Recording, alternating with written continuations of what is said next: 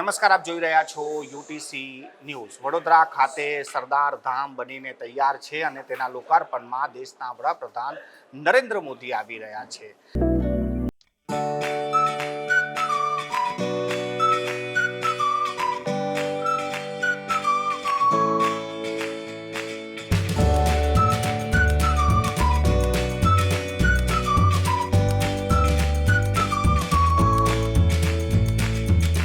આજે તેને લઈને આપણે ચર્ચા કરીશું. આપણી સાથે દુષ્યંતભાઈ છે અને દુષ્યંતભાઈ આજે સરદાર ધામ બનાવ્યું છે, એકચ્યુઅલ શું છે અને કેમ બનાવ્યું છે?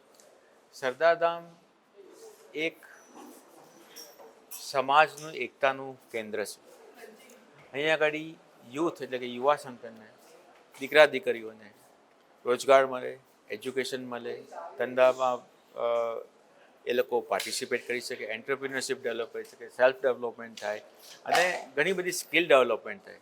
પ્લસ જીપીએસસી, યુપીએસસી જેવી સિવિલ સર્વિસીસની એક્ઝામમાં એ લોકોને અમે ટ્રેન કરીએ, એ સારી રીતના એ લોકો એમાં પરફોર્મન્સ આપી શકે. જ્યુડિશિયલ સિસ્ટમ હોય એની બી ટ્રેનિંગ કરીએ અમે. ડિફેન્સ એકેડેમી જેવું પણ અમે અહીંયા આગળ કરીએ. એટલે અહીંયા આગળ ડિફરન્ટ ટાઈપના સ્કિલ ડેવલપમેન્ટ માટેની આ સંસ્થા છે.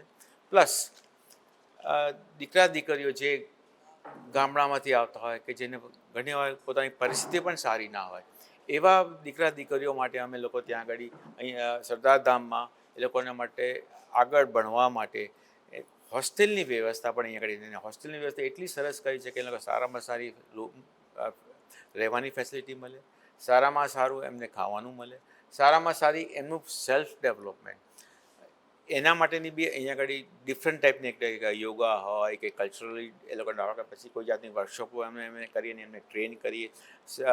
એમને પોતાનું પર્સનાલિટી ડેવલપમેન્ટ માટેની બી અહીંયા આગળ ઘણી બધી એક્ટિવિટીઝ અમે અહીંયા આગળ કરવાના છે.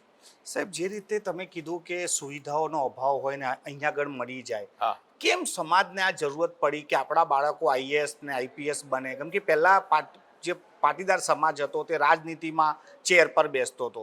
શું લાગે છે કે હવે એ અધિકારીઓની ચેર પર પણ બેસશે? ના ના, એવું નથી. આ એકલો પાટીદાર સમાજ માટેની વાત નથી, દેશના નિર્માણ માટેની વાત છે. એટલે એક શરૂઆત તો આપણે કરી યુથનું નિર્માણ, યુથ પછી સમાજનું નિર્માણ, સમાજ પછી દેશનું નિર્માણ. એટલે એક અમારી કેવું છે કે ભાઈ અમે પહેલાં અમારા સમાજથી આગળ જઈએ, પછી સમસ્ત સમાજ માટે જઈને એ એક્ટિવિટી પણ અમારી ચાલુ થઈ ગઈ છે. ભાઈ અમે એક સમાજ માટે કામ નહીં કરીએ, અમે સમસ્ત સમાજ માટે કામ કરીશું. અને આ બધી એક્ટિવિટીઝ કેમ કરવાની કે ભાઈ તમે ગવર્નન્સમાં પણ આવો, તમે સેલ્ફ ડેવલપમેન્ટ કરીને એન્ટરપ્રિન્યોરશિપ પણ બનો, તમે ધંધા રોજગારમાં પણ અહીંયા આગળથી ટ્રેનિંગ મળી અને કંઈ ઉચ્ચ કક્ષાએ તમે જોબ પણ લો. એટલે અહીંયા મલ્ટિપલ ટાઈપના ડિફરન્ટ ટાઈપના સેલ્ફ ડેવલપમેન્ટ યુથ માટેના તૈયાર કરવા માટેની અહીંયા આગળ આ પ્રશિક્ષણ સંસ્થા છે. ખાલી સંસ્થા એટલે બિગ ઇન્સ્ટિટ્યૂટ છે. જેમ કહેવામાં આવ્યું કે ભાઈ આ એક બિલ્ડિંગ નથી, આ એક હોસ્ટેલનું બિલ્ડિંગ નથી, આ યુથને ડેવલપ કરવાનું સેન્ટર છે. સાહેબ, વડાપ્રધાન આવે છે, કોઈ એવોર્ડની જાહેરાત પણ કરી છે. એ શું એવોર્ડ છે અને શા માટે આપણે એ કર્યું છે? જે સરદાર સાહેબના સપનો હતા એમાં ઘણી બધી વસ્તુઓ જે કરવાની બાકી હતી, જે આટલા વખતથી એ લોકોએ થતી નથી, એ આ મોદી સાહેબના આવ્યા પછી આ બધી જે એમની વિચારણા હતી, જે એમને ભારત જોયેલું, એ બધાના એક એક પછી એક બધા એમને મુદ્દાઓ લઈ અને એની પૂર્ણતા કરી અને દેશને એક બીજા સ્તર પર લાવી રહ્યા છે. એના સન્માનમાં આ એવોર્ડ છે. તો દુષ્યંતભાઈના વિચાર કેમ આવ્યો કે આવું મેં કરું ને આનો આગેવાની લઉં ને આ વિચાર તમને કેમ આવ્યો? આગેવાનીની જગ્યા એટલે મને વિચાર કેમ આવે, એક તો સમાજની એકતા કરવાની હતી, મેઇનલી યુથને આપણે નિર્માણ કરવાનું, ડેવલપમેન્ટ કરવાનું. આજે તમે જે દીકરા દીકરીઓને ખરેખર જરૂરિયાત છે, જેના માટે કોઈ સગવડ ના હોય, એવા દીકરા દીકરીઓને ભણતરથી માંડીને એન્ટરપ્રિન્યોરશિપ ડેવલપ કરવાનીથી માંડીને એ લોકોને સારામાં સારી જગ્યાએ જોબ કઈ કઈ જગ્યાએ ઓપોર્ચ્યુનિટી છે એ ટાઈપના કોર્સિસમાં એ લોકોની સ્કિલ ડેવલપ કરીને અને એ લોકોને કોઈપણ જાતની તકલીફ ના પડે અને આપણે અહીંયા આગળથી એ રીતના આખા યુથને ટ્રેન કરીને બહાર કાઢી શકીએ, જેથી એ લોકો સારામાં સારી જોબ મેળવે અથવા તો એ કોઈને જોબ આપે એવી એ એક જાતની એ લોકોની અંદર સેલ્ફ ડેવલપમેન્ટ થાય એ રીતની અમારી આ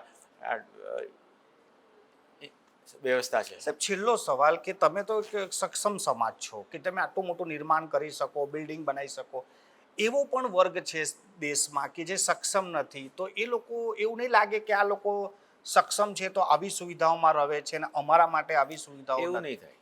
અહીંયા આગળ ઘણી બધા એટલે એવું એક જ નથી કે ભાઈ પાટીદાર સમાજ માટેનું આ સંસ્થા છે. ટ્રેનિંગ, જીપીએસસી, યુપીએસસી અમે બધાને અહીંયા આગળ એટલે બીજા વર્ગના લોકો પણ અહીંયા આગળ આવી આવી શકે. શકે. અહીંયા આગળ તમે જુઓ છો તો અમારી સંસ્થામાં અમને આ યુપીએસસી જીપીએસસી ટ્રેન કરવા રિટાયર્ડ આઈએએસ આવે છે. એ એકલા પાટીદાર હોતા એવું નથી હોતું.